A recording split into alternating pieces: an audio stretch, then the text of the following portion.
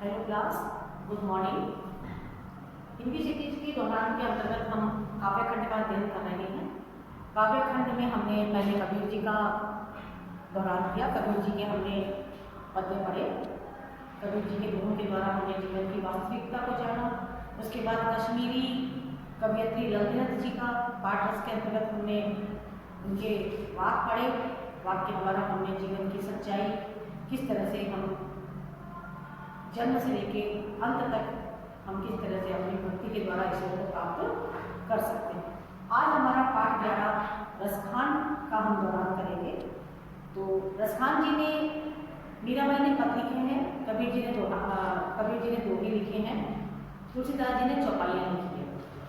रसखान जी के लिखे हुए पद को सवैया कहा जाता है। क्या कहा जाता है? सवैया। पहले इसका परिचय प्राप्त करते हैं हम। कवि परिचय हम प्राप्त करते हैं। कवि परिचय के अंतर्गत पहले जन्म स्थान, इनका जन्म दिल्ली के निकट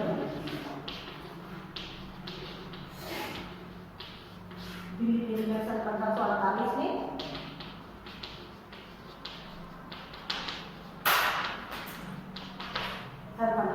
में हुआ। इनका असली नाम रसखान तो काफी इन्हें कहा जाने लगा। इनका असली नाम था सैयद इब्राहिम। इनका वास्तविक नाम सैयद इब्राहिम था। बाद में इनको रसखान कहा जाने लगा। असली नाम सैयद इब्राहिम था। ये कृष्ण के भक्त थे, परम भक्त थे।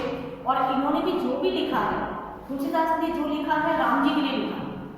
तुलसीदास जी का लेखन का विषय कभी और कोई रहा ही नहीं। वैसे ही रसखान ने जो भी लिखा है केवल और केवल कृष्ण के लिए लिखा है। कृष्ण के अलावा उन्होंने कभी अपना दूसरा टॉपिक लिया है। वैष्णव संत गोस्वामी विठल दास जी से उन्होंने शिक्षा ग्रहण की। उन्होंने उनके गुरु हैं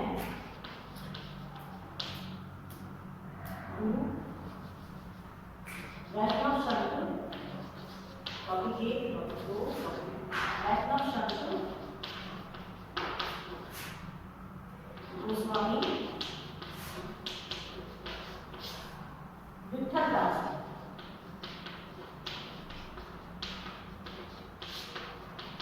जी से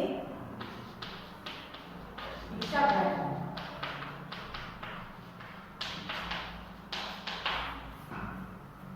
और ये कृष्ण की जो प्रिय ब्रजभूमि थी, वहां रहने लगे। कृष्ण से बहुत लगाव है, मीना को बहुत लगाव है, रसखान को बहुत लगाव है, सूरदास जी को भी बहुत लगाव है। और वो उनकी भक्ति में कविताएं करने लगे। इनका जो देहावसान है वो है सन 1628 में गोकुलवास हुआ। गोकुलवास से इनका देहांत हो गया। इनके लिखे पद सवैया कहलाते हैं। इनके लिखे पद सवैया कहलाते हैं।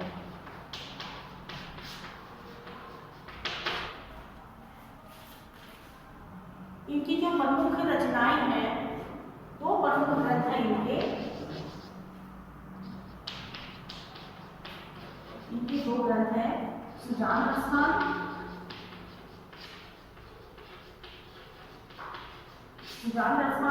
और प्रेम वाटिका।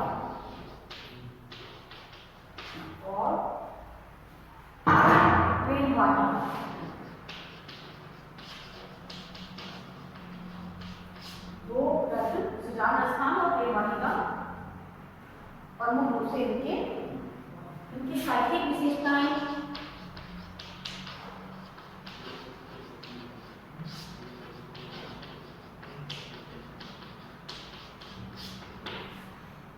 कृष्ण और उनकी भक्ति, कृष्ण और उनकी भक्ति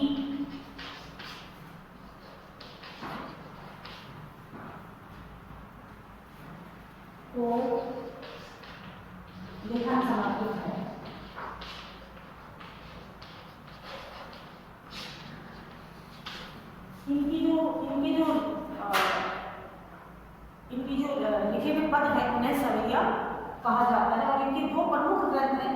सुजान रसखान और प्रेम वाटिका, इनके द्वारा यह बहुत प्रसिद्धि मिली। इनके लेखन की प्रमुख विशेषता है कृष्ण और उनकी भक्ति, केवल और केवल कृष्ण की भक्ति के ऊपर ही ये लिखते हैं। कृष्ण के मनोहर रूप, ब्रज की महिमा और कृष्ण की प्रेम लीला, ये केवल इनका टॉपिक होता है। उनका प्रिय छंद है सवैया।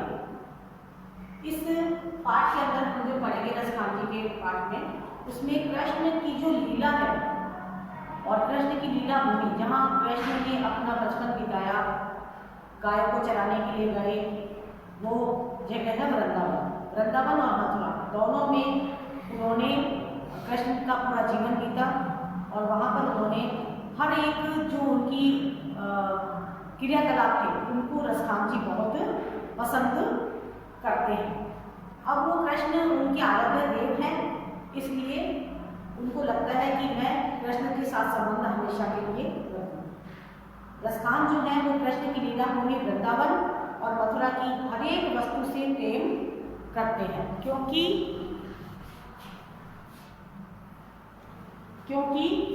उनको कृष्ण की हर एक वस्तु, कृष्ण का मनोहर रूप, ब्रज की जो महिमा है वो और कृष्ण की प्रेम लीला है, ये उन्हें बहुत ही पसंद है। कभी रसखान ने कहा भी है कि अगर मैं मनुष्य बनूं, अभी हम पढ़ेंगे तो उसमें सवैयों में यही आएगा कि अगर मैं मनुष्य बनूं तो केवल और केवल वृंदावन में रहने वाला ग्वाला बन जाऊं, ताकि से हमेशा के लिए मैं कृष्ण के पास में रहूं।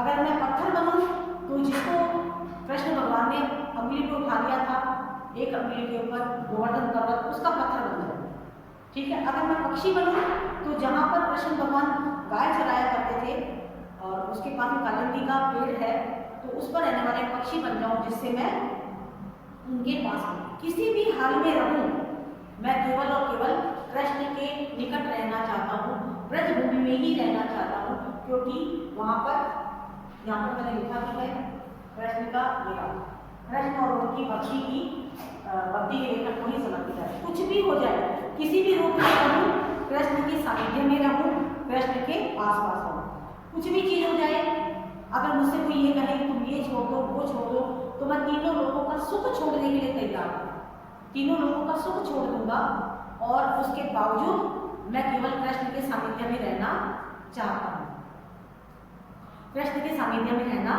चाहता हूँ, ठीक है। अब वो बोलते हैं यदि इन प्रमुख चीजों के बावजूद भी अगर मुझे कृष्ण का साथ मिल जाता है या कृष्ण की जन्मभूमि का साथ मिल जाता है, तो मैं कृष्ण के साथ के लिए तीनों लोग अपना सर्वस्व न्योछावर करने के लिए तैयार हैं।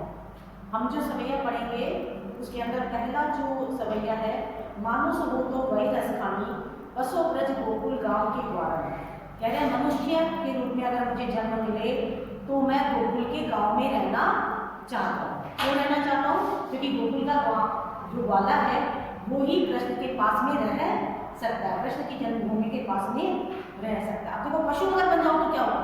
पशु बनूँ तो कहाँ मेरो चित्रनंद की धेनु बन जा रहा है। अगर मैं पशु बनाना है मुझे कोई आपत्ति नहीं है, मैं पशु बनने के लिए तैयार हूँ, लेकिन पशु बनाओ तो नंद की गाय के रूप में बना देना, जिससे मैं कृष्ण भगवान के पास में रह सकूँ। वाहन बनाओ कोई दिक्कत नहीं है, मैं वाहन बना पत्थर भी बनने को तैयार हूँ। वाहन हो तो वही गिरी को जो कियो हरि छत्र पुरंदर धारण, हरि ने जो छत्र धारण किया था, पता है गोवर्धन पर्वत। अगर पत्थर बनाना है मुझे कोई आपत्ति नहीं है, मैं पत्थर बनने को भी तैयार हूँ, लेकिन पत्थर किसका बनाना? जो कृष्ण भगवान ने गोवर्धन पर्वत उठाया था, गिरिराज जी की परिक्रमा करने जाते थे हम लोग, उसका पत्थर बना देना, जिससे मैं कृष्ण के पास रह सकूं, कृष्ण को अपने समीप महसूस कर सकूं। पशु बनाओ मुझे दिक्कत नहीं है, मनुष्य बनाओ मुझे दिक्कत नहीं है, पत्थर बनाओ तो भी दिक्कत नहीं है।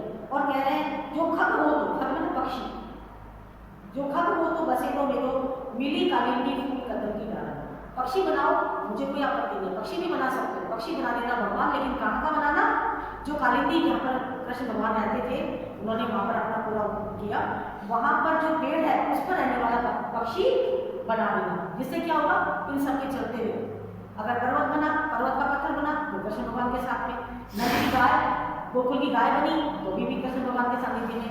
कुछ भी हो जाए मैं सारे लोगों का सुख छोड़ने के लिए और केवल कृष्ण भगवान के पास ही रहना चाहता हूँ, कृष्ण की जन्मभूमि में ही रहना चाहता हूँ, कृष्ण की जन्मभूमि के साथ में छोड़ना नहीं चाहता। कृष्ण की जन्मभूमि से लगाव है मेरा और कृष्ण की जन्मभूमि के साथ में रहने के कारण ही वो इतना कहते हैं कि मैं किसी भी रूप में कृष्ण के सानिध्य में रहना चाहता हूँ, कृष्ण भगवान के जन्मभूमि के आसपास रहना चाहता हूँ। इसलिए प्रभु मनुष्य बनाओ तो गोकुल गांव का ग्वाला बना देना, पशु बनाओ तो नंद की गांव चराने वाला ग्वाला बना देना, पत्थर बनाओ तो गोवर्धन पर्वत का पत्थर बना देना, पक्षी बनाओ तो कदम की डाल पर रहने वाला पक्षी बना देना, जिससे मैं हर हाल में कृष्ण भगवान के सानिध्य में रह सकूं। कल हम इसका दूसरा सवैया पढ़ेंगे, आप उसको अच्छे से कर लीजिएगा और अच्छे से याद कर लीजिएगा। Thank you.